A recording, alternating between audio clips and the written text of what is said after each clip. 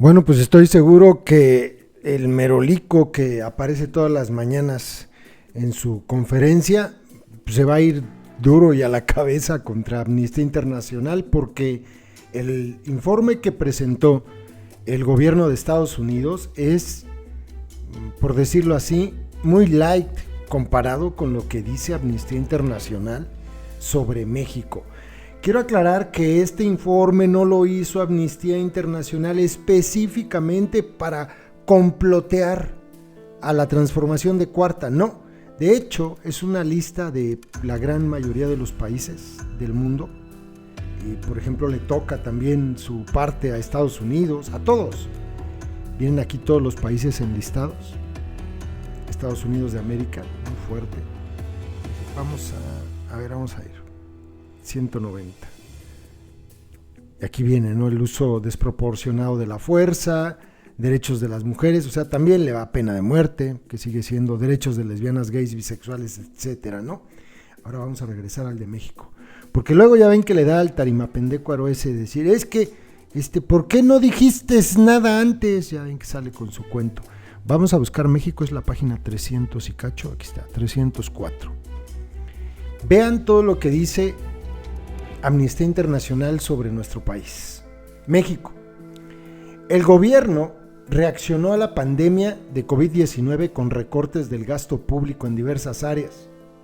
El personal sanitario denunció que carecía de acceso a los equipos de protección individual y las prestaciones necesarias para garantizar un entorno laboral seguro. Aumentaron las denuncias de violencia contra las mujeres. Las fuerzas de seguridad siguieron llevando a cabo detenciones arbitrarias y haciendo uso excesivo de la fuerza, lo que en ocasiones provocó homicidios ilegítimos.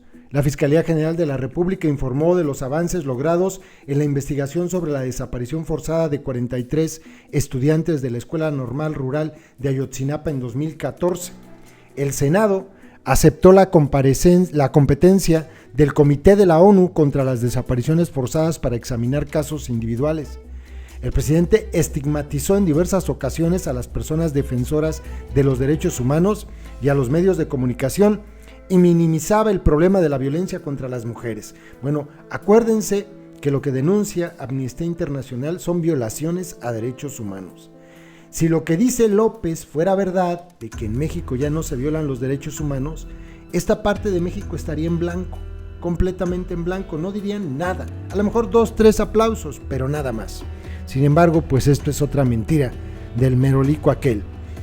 Según las autoridades, información general, México registró 1.426.094 casos confirmados de COVID-19. En abril, el gobierno aplicó políticas de austeridad a través de un decreto que recortaba el gasto público, salvo en programas que se consideraban prioritarios, como varios proyectos importantes de infraestructura. En septiembre, el Congreso de la Unión disolvió varios fideicomisos públicos, entre ellos los establecidos para apoyar la protección de defensores y defensoras de los derechos humanos, periodistas y víctimas de violaciones de los derechos humanos, y para abordar el cambio climático. La Suprema Corte de Justicia de la Nación seguía sin analizar la Ley Nacional sobre el Uso de la Fuerza, que había sido impugnada en 2019 por la Comisión Nacional de Derechos Humanos mediante una acción de inconstitucionalidad.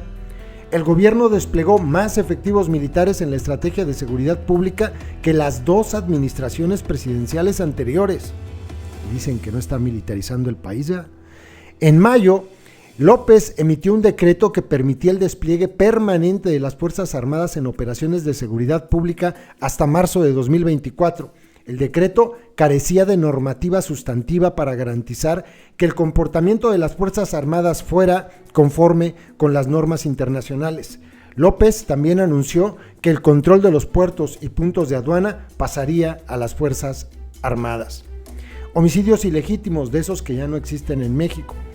La Oficina del Alto Comisionado de las Naciones Unidas para los Derechos Humanos, al que también ya criticó López, y numerosas organizaciones de derechos humanos condenaron la muerte de Giovanni López Ramírez, ¿se acuerdan? En Jalisco, a manos de policías del estado del delincuente Alfaro, de 30 años, ocurrida el 5 de mayo, cuando se encontraba bajo custodia de la Policía Municipal de Ixtlahuacán de los Membrillos, estado de Jalisco. La familia de Giovanni denunció que la policía lo había detenido en el marco de la aplicación de las medidas contra el COVID-19 porque no llevaba cubrebocas, pero las autoridades estatales negaron esta información. Aparecieron imágenes de video de una operación de las Fuerzas Armadas en Nuevo Laredo, estado de Tamaulipas, que tuvo lugar el 3 de julio y en la que soldados mataron a Arturo Garza, de 19 años, que estaba desarmado y había sobrevivido a un tiroteo entre militares y un presunto grupo delictivo. En un caso diferente, integrantes de la Guardia Nacional mataron a Jessica Silva, de 35 años, en la ciudad de Delicias, estado de Chihuahua, al abrir fuego contra el vehículo en el que regresaba de una protesta de agricultores por los derechos sobre el agua. El esposo de Jessica resultó herido de gravedad en el ataque. La Guardia Militar de López declaró al principio que sus efectivos habían repelido un ataque armado, pero posteriormente admitió que el ataque contra la pareja había sido un accidente. La Fiscalía General de la República detuvo a 6 agentes de la Guardia Militar en relación con los sucesos. Por cierto, creo que ya están libres, Por cierto. Pero bueno, continuamos. Ejecuciones extrajudiciales. La Fiscalía General de la República intentó cerrar la investigación sobre la muerte de 22 personas a manos de soldados en Tlatlaya, Estado de México, ocurrida en 2014, antes de haber investigado adecuadamente la responsabilidad de la cadena de mando en el caso. El intento de cierre fue paralizado por 2 representantes de las víctimas y 2 funcionarios fueron declarados culpables de tortura. En relación a los hechos, véase infra. Continuamos. Detención arbitraria. Agentes de la Policía Estatal de Jalisco detuvieron arbitrariamente al menos a 27 personas durante las protestas que tuvieron lugar a raíz de la muerte de Giovanni López Ramírez en la ciudad de Guadalajara a principios de junio. Los manifestantes fueron secuestrados en vehículos sin distintivos y estuvieron en paradero desconocido durante varias horas. Diversas organizaciones locales declararon que al menos 20 de estas detenciones podrían constituir desaparición forzada. El delincuente, que trabaja como jefe de plaza del estado de Jalisco, anunció posteriormente que los agentes de policía involucrados serían sometidos a investigaciones penales. Eso nunca pasó.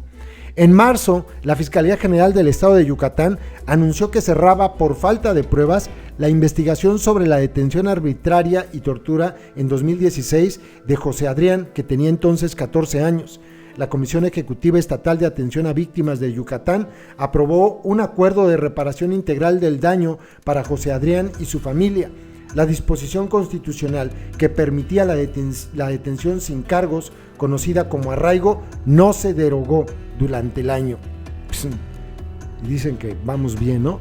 Desapariciones forzadas. Las desapariciones forzadas cometidas por agentes del Estado y las desapariciones a manos de agentes no estatales seguían siendo motivo de preocupación, mientras los sospechosos de responsabilidad penal gozaban de impunidad casi absoluta. En marzo se instituyó por decreto el Mecanismo Extraordinario de Identificación Forense como grupo de trabajo multidisciplinario e independiente. Este mecanismo estaba concebido para identificar los más de 38,000 cadáveres en espera de análisis forense localizados en todo el país. Contemplaba la presencia de organizaciones de la sociedad civil en su órgano de coordinación, pero los grupos de familiares de las personas desaparecidas únicamente tenían condición de participantes y no estaban integrados en la coordinación. Las autoridades federales declararon que en 2020 se habían registrado 6,957 casos de personas desaparecidas. La cifra total de denuncias de personas desaparecidas en México desde 1964 ascendía a 82,647, de las cuales 63,939 se habían producido en el último decenio. En julio, el fiscal especial para el caso de los 43 estudiantes de la Escuela Normal Rural de Ayotzinapa que habían sido víctimas de desaparición forzada en 2014, anunció que se habían identificado los restos mortales de Cristian Rodríguez Telumbre, descubiertos en noviembre de 2019 en una barranca próxima a la ciudad de Cocula, estado de Guerrero. Las autoridades también declararon que la versión oficial de los hechos presentada por el gobierno anterior había sido rechazada por los nuevos órganos encargados de la investigación. Durante el año se emitieron docenas de órdenes de arresto contra funcionarios públicos por su posible relación en el caso. Entre ellos figuraba Tomás Herón, encargado de las investigaciones de la Fiscalía General de la República en el momento de las desapariciones, que fue acusado de tortura, desaparición forzada y alteración de la escena del crimen. Además, por primera vez en el caso, se dictaron varias órdenes de arresto contra miembros de las Fuerzas Armadas. También se detuvo a un militar, además de a un miembro de la Secretaría de Marina. En septiembre, el Senado aceptó la competencia del Comité de la ONU contra las desapariciones forzadas para examinar casos individuales. Esto que sigue es lo que niega López. Violencia contra mujeres y niñas. En febrero, se cometieron 2 feminicidios que provocaron indignación y dieron lugar a una asistencia sin precedentes a las movilizaciones organizadas para el Día Internacional de la Mujer. Según la información recibida, una mujer de 25 años fue desollada y mutilada por su esposo y días después se halló en una bolsa de plástico el cadáver de una niña de 7 años. En 2020 se denunciaron 3.752 asesinatos de mujeres, de los cuales 969 fueron investigados como feminicidios. El Estado de México registró la mayor cifra absoluta de feminicidios, seguido del de Veracruz. Los estados de Colima y Morelos presentaron las tasas más elevadas de feminicidio por cada 100,000 mujeres. Las llamadas al número de teléfono de emergencias para denunciar actos de violencia contra las mujeres aumentaron durante el año, con 260,067 llamadas recibidas hasta diciembre, frente a un total de 197,693 en todo 2019, pero ya ven que dice López que el 90% son falsas. Después de que se produjeran importantes protestas sociales, el gobierno desistió de aplicar medidas de austeridad que proponían recortes en el presupuesto para las casas de mujeres indígenas y afromexicanas y para la Comisión Nacional para Prevenir y Erradicar la Violencia contra las Mujeres. Sin embargo, el Instituto Nacional de las Mujeres recortó en julio el 75%, es decir, 151 millones de pesos mexicanos de su presupuesto operativo. El presidente de la República seguía minimizando el problema de la violencia contra las mujeres, cuestionando la validez de las llamadas telefónicas realizadas a los servicios de emergencia para denunciar la violencia de género en el ámbito familiar y criticando las protestas de las mujeres contra los feminicidios. En septiembre, familiares de mujeres asesinadas ocuparon las oficinas de la Comisión Nacional de los Derechos Humanos en protesta por la falta de avances por parte de las autoridades en el tema de la violencia contra las mujeres. Un total de 21 alertas de violencia de género contra las mujeres seguían vigentes en 18 entidades federativas. Al terminar el año, no había ninguna señal de que estos mecanismos hubieran reducido la violencia de género.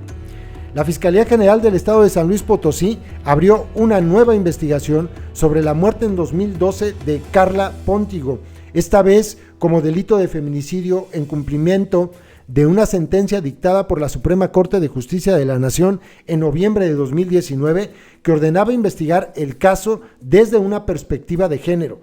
En noviembre, un juez del estado de Jalisco dictó una sentencia condenatoria por el asesinato de Alondra González Arias, víctima de feminicidio en 2017, poco después de que la víctima hubiera denunciado a su pareja por violencia familiar. Derechos sexuales y reproductivos. En julio, la Suprema Corte de Justicia de la Nación desestimó una orden que pretendía cambiar la legislación que criminalizaba el aborto en el estado de Veracruz. En mayo, el Congreso del Estado de Guanajuato rechazó un proyecto de ley para la despenalización del aborto en el estado. Defensores y defensoras de los derechos humanos continuaron las amenazas y el hostigamiento contra personas que defendían los derechos humanos y, según datos de organizaciones de la sociedad civil, 24 personas defensoras fueron asesinadas, 2 por mes. Dice López que ya no se violan derechos en México. Pues no sé en qué México viva él. Los defensores de los derechos ambientales y de los pueblos indígenas manifestaron su preocupación por el megaproyecto conocido como Tren Maya. El presidente reaccionó acusándolos públicamente de ser falsos ambientalistas. 6 relatores especiales de la ONU enviaron una carta al gobierno expresando una serie de motivos de preocupación sobre el proyecto del Tren Maya, algunos de ellos relacionados con el derecho de los pueblos indígenas a la tierra y a la salud, y también con las posibles consecuencias medioambientales del proyecto. En noviembre, México ratificó el Acuerdo Regional sobre el Acceso a la Información, la Participación Pública y el Acceso a la Justicia de Asuntos Ambientales en América Latina y el Caribe, Acuerdo Escazú, que incluía medidas de protección para los defensores y defensoras de los derechos ambientales y pertenecientes a pueblos indígenas. El mecanismo de protección para personas defensoras de derechos humanos y periodistas mantuvo medidas de protección para 1.313 personas, 887 defensores y defensoras de los derechos humanos y 426 periodistas. En octubre se disolvió el fideicomiso que apoyaba este mecanismo de protección y sus fondos pasaron al presupuesto público general. Le hago una pausita. Seguimos. Tortura y malos tratos. Libertad de expresión y de reunión, Continuaron las amenazas, el hostigamiento y los ataques contra las personas trabajadoras de medios de comunicación y según los datos oficiales disponibles, en noviembre al menos 19 periodistas fueron asesinados durante el año. En mayo se tuvieron noticias de que Notimex, la agencia de noticias estatal, estaba involucrada en una campaña difamatoria contra varios periodistas y medios de comunicación que publicaban contenidos críticos con el gobierno. La campaña incluía una red de programas robot y cuentas falsas en las redes sociales supuestamente financiadas con fondos públicos. En agosto, un juez federal impuso una pena de 50 años de cárcel para un autor material del asesinato de la periodista Miroslava Breach, muerta a manos de varios hombres armados en su domicilio de Chihuahua en 2017. En septiembre, una carta firmada por 650 periodistas e intelectuales acusó al presidente de actuaciones que afectaban a la libertad de expresión, incluidas una serie de declaraciones públicas que debilitaban a la prensa al favorecer un entorno propicio a la censura, sanciones administrativas y el uso indebido de la ley para intimidar a la prensa. En 2020, las mujeres llevaron a cabo en varias ciudades manifestaciones multitudinarias contra el feminicidio y otras formas de violencia de género. En varios casos, la policía respondió empleando fuerza excesiva, detenciones arbitrarias, robo de teléfonos móviles y ataques físicos, psicológicos y sexuales, entre otras violaciones de derechos humanos. Pero ya no hay violaciones de derechos humanos. Las autoridades estatales y federales también estigmatizaron en sus declaraciones públicas a las mujeres que se manifestaban. En agosto, la policía de la ciudad de León, estado de Guanajuato, detuvo arbitrariamente a 22 mujeres y golpeó y agredió sexualmente a varias mujeres y niñas. En noviembre, la policía utilizó armas de fuego con munición viva en una serie de manifestaciones, en su mayor parte pacíficas, de mujeres que protestaban contra los feminicidios en Cancún. Tortura y otros malos tratos, de la que ya no ocurre en México, dice. La tortura y otros malos tratos seguían siendo motivo de honda preocupación. Las investigaciones sobre los informes de tortura eran generalmente defectuosas y los sospechosos de responsabilidad penal rara vez comparecían ante la justicia. El Programa Nacional para Prevenir y Sancionar la Tortura y otros tratos o penas crueles, inhumanos o degradantes aún no se había hecho público al concluir el año. 2 policías del Estado de México fueron condenados a 7 años de prisión por utilizar la tortura para obtener confesiones falsas de 3 mujeres sobrevivientes de la masacre de Tlatlaya en 2014. La sobreviviente de tortura sexual Mónica Esparza fue excarcelada en marzo, más de 7 años después de que fuera detenida arbitrariamente y torturada por la policía de la ciudad de Torreón en el estado de Coahuila. Fue absuelta de los cargos basados en confesiones falsas obtenidas mediante tortura, pero ningún agente había sido acusado por los delitos cometidos contra ella. Adrián Vázquez Lagunes no había obtenido reparación del estado de Baja California pese a una decisión de 2015 de la que entonces era la Procuraduría de los Derechos Humanos y Protección Ciudadana de Baja California, que establecía que debía ser indemnizado por haber sido torturado por la policía de Tijuana en 2012, Adrián contrajo la COVID-19 en junio y tuvo que afrontar la enfermedad en una situación económica precaria y prácticamente sin apoyo del Estado. Derechos de personas migrantes, refugiadas y solicitantes de asilo. Las personas migrantes, refugiadas y solicitantes de asilo continuaban enfrentándose al uso excesivo de la fuerza y la detención arbitraria por parte de las autoridades, así como a secuestros, agresiones y homicidios a manos de actores no estatales. En enero, los agentes de la Guardia Nacional utilizaron gas lacrimógeno durante una operación para detener a centenares de migrantes que atravesaron la frontera sur de México.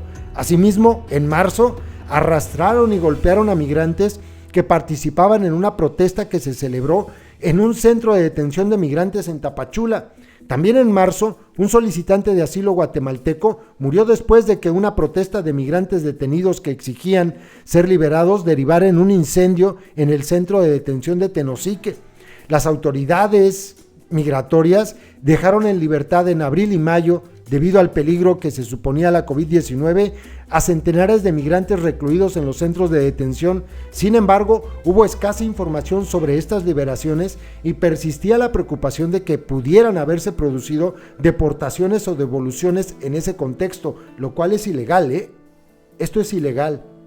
No pueden, una vez que una persona entra al país y solicita asilo y ya está, digamos, en un centro de estos de internamiento que no son otra cosa que cárceles, no pueden ser regresados a su país, tienen que llevar un juicio para ver si se les concede. No, las devoluciones en caliente, como se llaman, son ilegales. La Comisión Mexicana de Ayuda al Refugiado recibió 41,227 solicitudes de asilo en 2020 frente a las 742,219 de 70,427 de 2019, El número más elevado de personas solicitantes de asilo procedía de Honduras, seguido de Haití, Cuba y El Salvador. Las autoridades migratorias detuvieron a 87,260 personas migrantes irregulares, entre ellas más de 11,000 menores de edad, y deportaron a 53,891 personas, lo que representaba una disminución respecto a 2019, pues porque estaba la pandemia, ¿no? La inmensa mayoría de las personas deportadas procedían de Centroamérica. Las organizaciones de la sociedad civil presentaron varios requerimientos entre abril y finales del año solicitando que se liberara a todas las personas bajo custodia por razones de inmigración y que se pusiera fin a este tipo de detenciones debido al peligro que suponía la COVID-19. Un juez federal de Ciudad de México resolvió que todas las personas recluidas por razones de inmigración debían ser puestas en libertad. Sin embargo, las autoridades no cumplieron con la sentencia y luego dicen que no son delincuentes los del gobierno. Si no cumples con la sentencia de un juez, eres delincuente. Punto. Las detenciones continuaron, privando así a los migrantes de su derecho a la libertad, además de a la salud. Derecho a la salud.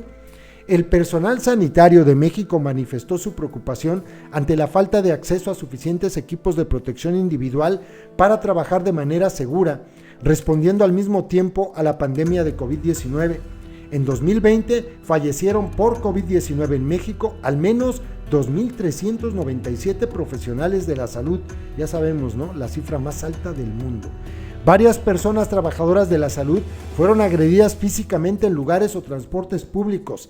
La reacción del gobierno fue realizar una campaña pública para sensibilizar sobre el importante papel que desempeñaba el personal sanitario y para combatir el estigma contra este colectivo. Varias personas trabajadoras de la salud expresaron su preocupación por las contrataciones irregulares y la falta de subsidio por enfermedad y otras prestaciones, lo que en ocasiones les acarreó represalias.